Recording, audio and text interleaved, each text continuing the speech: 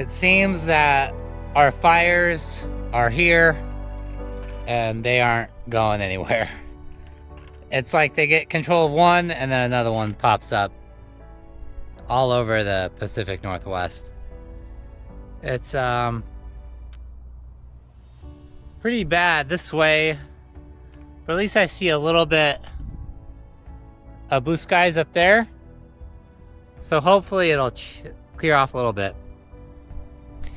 But yeah, yesterday I was totally exhausted. That ride in Walla Walla and then the drive back without eating anything, that set me back quite a bit, I think. And I think I need to focus more on what am I doing out here? Am I going to go hard or am I going to go easy? But this trying to race myself every day probably isn't optimal for my overall health nor fitness.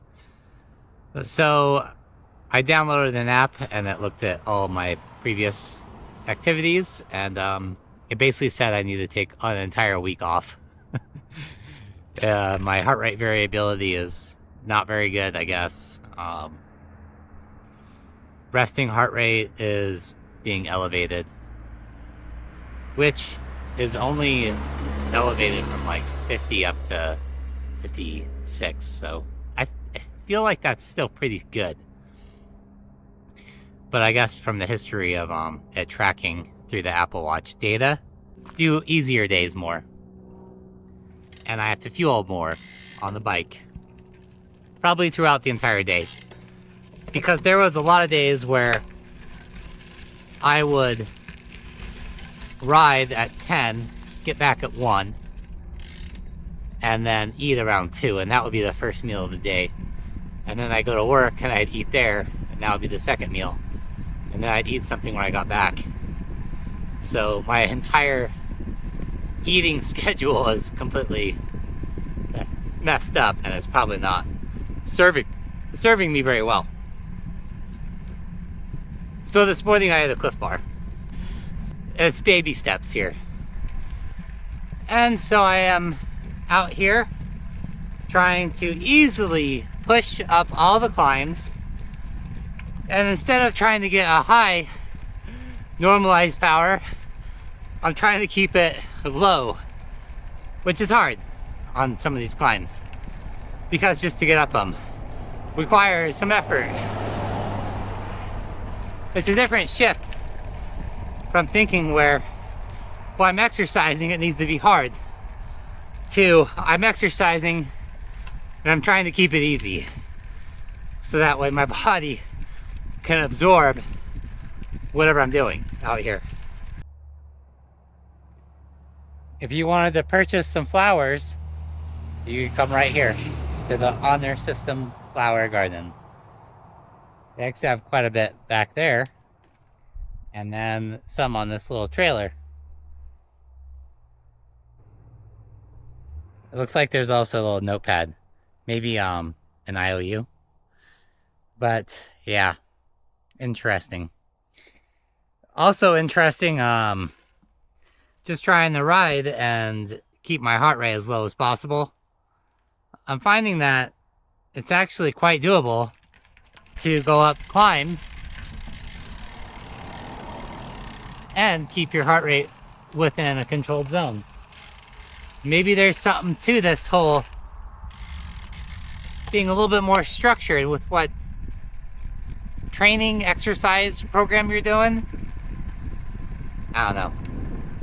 It said only do 45 minutes today, and I'm already at an hour 15, so I'm trying to just go as easy as I can, so that way I don't totally jeopardize what the artificial intelligence gods of cycle training are telling me to do. Well, this is probably going to be a very short video.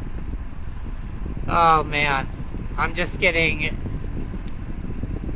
back to the Long Bridge, heading into Sandpoint, and an hour and a half in, I have to say, it kind of hit me like a load of bricks all of a sudden. It's just getting like really tired, feeling like you hit the wall, and wanting to take a nap. It was probably a better decision to listen to what AI is telling me about my own body. I think I'm smart, but I'm actually not. Pretty dumb. But I guess for my own mental health, getting outside doing something is good. Oh man. Also, boy, this smoke just won't let up. It's just so dry. Pretty miserable. That might have something to do with it also.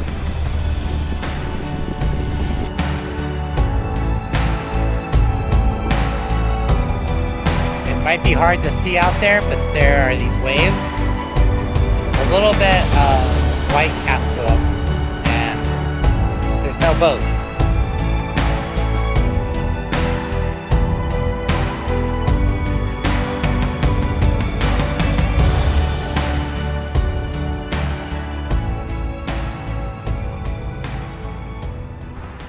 And that's what we call the ponderay paddler.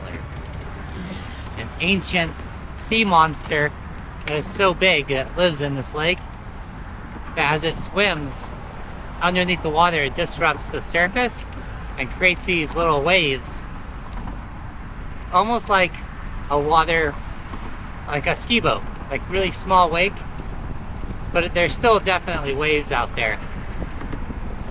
I don't know if it's true, but no one's disproved it. And every once in a while, like this, you get the glimpse of the waves way out there.